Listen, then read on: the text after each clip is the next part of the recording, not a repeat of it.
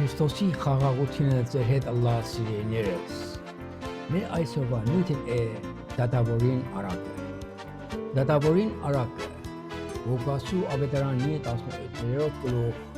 1-ին մինչև 8-րդ համարները։ Հիսուս Քրիստոս պատմեց ցույց տալու հավատքի հաստատակամությունը եւ աղոթքի զորությունը։ Արակի մեջ անիրավ դատավոր մկար, ոչ աստծն է կվախնար, ոչ ալմարտոց կհարկել։ Սակայն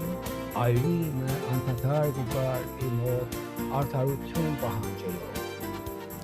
Թեև դատավորը սկզբանյան չէր ուզել օգնել, բայց այրին հաստատման խնդրանքը ստիպեց զինք գործելու։ Անասավ, թեև աստծուց չեմ վախնար եւ մարդոց չեմ հարկել, բայց այս այրին անգամ կծանծացնե զիս, որ պիտի լսեմ իր խնդրանքը։ Հիսուս այս արակով կսովեսնե, որ եթե անիրավ դատավորը վերջապես լսեց այրին ծայնը, ապա Աստված մեր արդար դատավորը, որ չափ ավելի պիտի լսե իր զավակներուն աղոթքները։